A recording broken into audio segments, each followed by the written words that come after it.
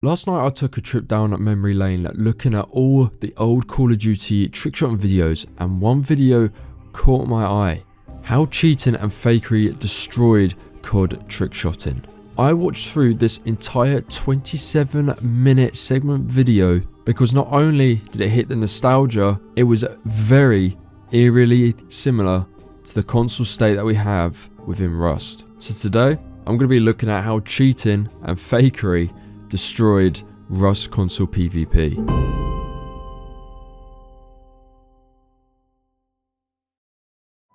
May 21st, 2021. This is where we begin the stage of Rust Console. This is when it first hit consoles and was made public for the people to play on. Rust Console had gained new players that had never played or seen the game before. This was because everyone was over on PC playing Rust. 7 years had gone by and no one really knew that it was ever going to come to console. So if you were to play this survival based game, you'd have to invest in a PC or already own one. But Double 11 took on the challenge to port the game to console, and there have been videos slating Double 11 for this, calling it the worst port of all time. As Rust came out, players were trying to get to grips with it in different ways. People were already PvPing, other people were just building their base and protecting it. Players were going around in groups or defending for themselves as a solo or duo. Within the first wipe or two of the game, people were just adjusting to how the game played. Once players had adjusted to the game and had more experience within the gunplay and taken on the challenge of the recoils of each weapon, within the first wipe or two, people were already accusing of other players cheating. However, this is where we come to our first example of people accusing others of cheating.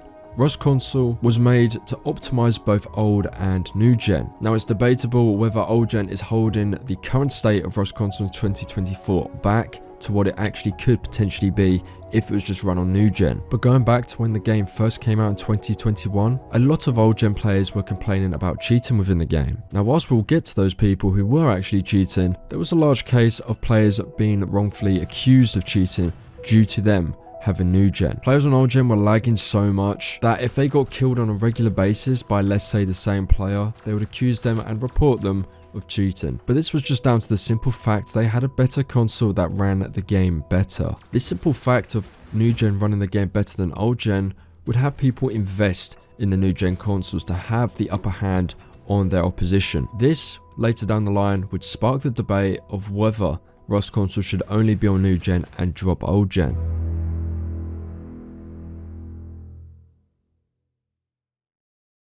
Let's reverse back to the start of the video where I compared how this video pans out as opposed to Retromeister's version of how cheating and fakery destroyed COD Trickshotting. In the golden era of Call of Duty, more specifically the trickshotting scene, you had two styles that people took upon themselves to play the game and how they played it. You had feeders who basically would rack up kills on the kill feed. You could get 5 on screens, triple collats using the method of quickscope. And then you had the trickshotters who were doing complex shots up to 1440s within Black Ops 2 and Modern Warfare 2, hitting some outrageous shots within the early days of the trickshotting scene. And like always, there's people that want to test the limits to how good you can hit a shot. A quick backstory is FaZe Agony. FaZe Agony was pretty much one of the first prominent figures within the trickshotting and kill feeding community. He was an editor as well as a player. So when he edited his montages, it became apparent to some people that his clips were indeed faked. He was in FaZe at this point, got kicked, made his own team, and then faked another clip. However, this one had worse repercussions. But in reality, it was only about to escalate. In December 2012, Agony uploaded this clip on Black Ops 2. It was an amazing shot, even though it was only a hit marker and not an actual kill. Except for the fact that it was fake, and he would have gotten away with it if it wasn't for the Black Ops 2 theater system shot. And this is what he found. The shot completely missed. The hit marker was a total fake, and it had been edited in by Agony. That fake hit marker was about to have grave consequences, because now there was a dangerous idea in the wild. The idea of using assets from the game, such as the hit marker, in order to produce fakes. They were about to bring this concept to a new extreme, and the perfect opportunity was right around the corner. So how does this link up with the Rust Console community? As time passed, PvP became the main thing that people did within Rust. Players and teams started getting messages saying pull up Brad, pull up Airfield or pull up Crate, and settled the arguments and heated debates on who was the better player through PvP. However, there was one thing that you needed to be great at in order to kill your opponent, and that was recoil control. Recoil control is pretty much the most unique thing about Rust. It demands the player to put effort and a lot of time into perfecting the recoil control for each and every single weapon. More specifically, the AK-47, the most used weapon within Rust Console, due to it having arguably the hardest recoil pattern to control within the game. So rather than being able to kill your opponent, the spotlight in fact turned to how well you could control the recoil, which later down the line opened a whole new community that Rust Console was exposed to. At first, the AK-47 had the PC recoil, which was very hard to control, and this was evident even in the best players on the game at that current moment in time still struggled to control it. Around October-November time, CNQR was created. This was a team me and my RL friends and friends online made, changing our gamer tags to CNQR and then going into servers and dominating them. I took huge inspiration from my time within the sniping community within the Call of Duty days, and this was very evident in how I wanted to bring up this team CNQR within the Rust Console.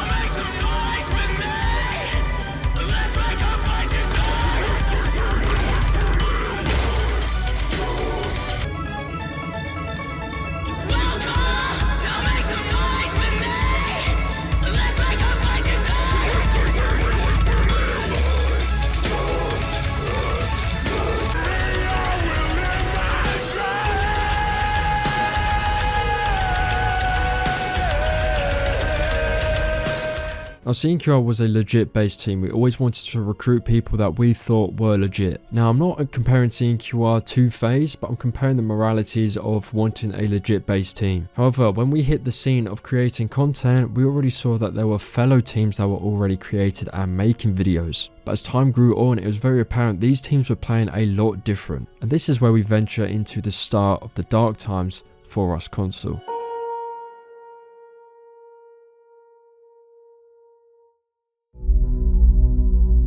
Midway through the September-October monthly wipe, Double 11 made a new update to Rust Console. Now, whilst this update made a few improvements to the game, the most notable one would be the weapons recoil. This was changed significantly. Now, at first, Rust Console had the PC recoil, which was tailored towards a mouse and keyboard, and this is significantly different to how we play on a controller. Thus, Double 11 changing the recoil to suit those who are playing on a controller using the thumb and joystick as opposed to a wrist and arm with a mouse. The players that were already good at controlling or somewhat controlling the weapon's recoil when it was PC were 100 times better when the recoil was changed to what it is today. And around this time, this is where teams were recruiting players to have the best set of solid players that would hit the game. This time period between September and December, you would see a huge difference in how players played. Now, whilst the recoil was easier, some people had unreal pattern control within certain weapons such as the AK. So when CNQR was recruited through YouTube and TikTok, we would see a lot of response videos of people's AK spray in PvP that was very, very suspect. And for context, CNQR as well as 2 to 3 other teams were the biggest within the console scene. And this is eerily similar to how people played the FaZe 5 recruitment challenge.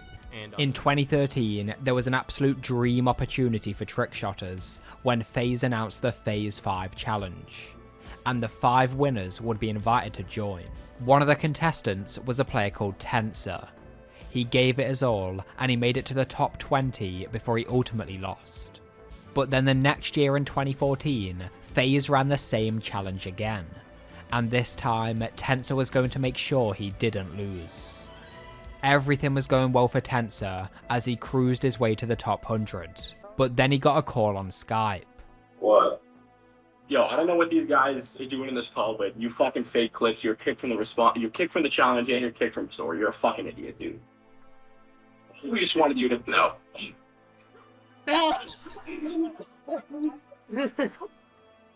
read the chat. Under the pressure, Tensor had faked some of his shots for the challenge. but the way that he did it was about to change everything. But some fakers out there had tracked down the original font from the game, and they had used it to make an asset in Photoshop to be able to make a fake match bonus with any XP number. I would really just import on my match bonus. You just add this match bonus, then you type it, blah, blah, blah. That's what you do. And in the case of some other players, it will be a lot more obvious than that. Bonus! Match bounds! But out of the blue, an incredible discovery was made by a player called Saw Trust. Because of Tensor's antics when it came to cheating and faking clips, people took note. Due to the fact that he got so far within the Phase 5 recruitment challenge, people wanted to replicate and find an easier alternative than just grinding the game out, similar to how you grind the game out when it comes to recoil control. There's a player within the sniping community called Saw Trust who exposed all these people, and I would like to say I'm kind of like that when it came to exposing players, especially back in the day when I was still very much trying to get everyone to play legit, because right now it's just gotten so far that there's not really much I could do anymore. And this player called Saw Trust wasn't really liked within the community because he exposed so many players that a lot of people looked up to. And this was sort of the beginning of the end when it came to the sniping community, similar to how Rust Console had its time, whereas trickshotters were trying to fake clips, whether it be playing in private match or actually faking the match bonus or having explosive bullets so they can hit the player a lot easier. Rust Console had the cronus Zen. But if you thought fake match bonus was bad, that was only the tip of the iceberg, because cheaters were going to fake everything they could get away with. That was all about to change with this next method. In 2013, a device was released called the Cronus Max.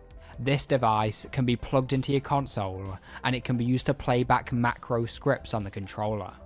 So unsurprisingly, trickshotters would create macros to do the trick shots for them. In 2013, this is where the comparison reaches a whole new level. The Cronus Max became in full effect when it came to the sniping community. Just like it did for the sniping community, it did the same with the Rust Console community, of having macros to gain the edge on your opponents, such as crouch spam, but most notably the anti-recoil control. Rapidly, the Cronus Zen became a dominant force in how people played and how they took down their opposition. If having a new gen weren't cutting it against old gen players, then they would invest in no recoil devices and scripts. Whilst there was flaws to the Cronus Zen when playing Rust Console, there was more pros to take from the device, and as Christmas passed in the year 2021 rolling into 2022, this was the device a lot of people invested in. And just like that, scrolling through my TikTok feed throughout, there would be the same old recoil control spanning over many players within the community. And because as of today in 2024 there's still no anti-cheat, legit players were taken by storm. People that were putting a lot of hours into the game and perfecting their recoil control were suddenly getting slammed by players that maybe even had half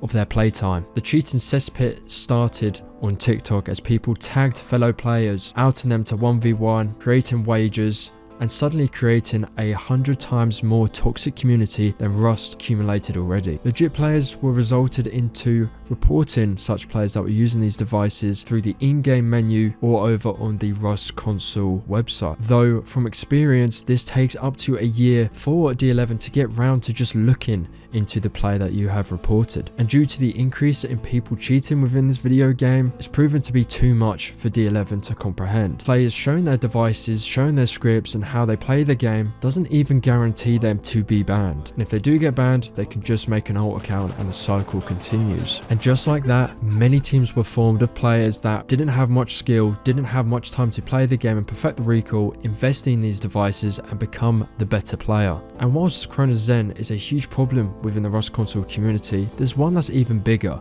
This is the Zim Apex. Zim Apex is an adapter that you can connect your mouse and keyboard through to your console, allowing you to play mouse and keyboard on games that wouldn't normally allow you to play with the device that is mouse and keyboard. And these devices are only getting better in terms of technology and more advanced of how much a well-rounded player you can be, as opposed to your opponent that might still be legit or on another cheating device. The Zim Matrix most notably being the most recent, that allows you to play the game on your mouse and keyboard as well as having no recoil scripts. You can even make your own if a new weapon came out, for example, the LMG that came to Rust Console just recently. And just like the trickshotting community, that is what a lot of people do. And whilst the sniping community is dying out, the same is happening for the Rust Console community when it comes to PvP and comp. Competitive was once legit versus legit, who could be the better player, spanning over PvP fights as well as raiding. And as of today in 2024, it's all about who has the better scripts and who is better on mouse and keyboard. The conclusion that I have when it comes to cheating on this video game is that, to me, there's no hope. I feel as if Double 11 needed a bigger voice when it came to this topic, and they just haven't. And I believe, in my opinion, it is too late. People are just allowed to freely and openly play how they would like to, leaving the legit players in the dark. And this is something that the legit players have been shouting and trying to get across to Double 11, is that what is the point in playing legit when so many people, including content creators on the YouTube and TikTok platform, use devices. Some that are still closeted and some that are open about it. Because if nothing's going to get done, then what's to say a legit player cannot just turn and use devices that other players are playing on? This topic alone divided a lot of the community. And this is one of, if not the reason as to why CNQR kind of split up. We loved PvPing, we loved raiding, but what we didn't like was people just egoing each other when they were on devices. And this is something that was just not stopped, halted, or committed by any way, and we saw in our point of view that D11 did. And as of today in 2024, it's basically just out of hand. And to conclude my thoughts, this isn't me crying or merely complaining about cheating. It just is what it is. I wanted to make a video basically documenting how this game has been affected and the evolution of this game and the changes went through due to the community that have used devices. Thank you for watching. Leave some support, subscribe if you're new around here, and check out the links in the description as well as joining up the Discord. That's all for today. I'll see you in the next one.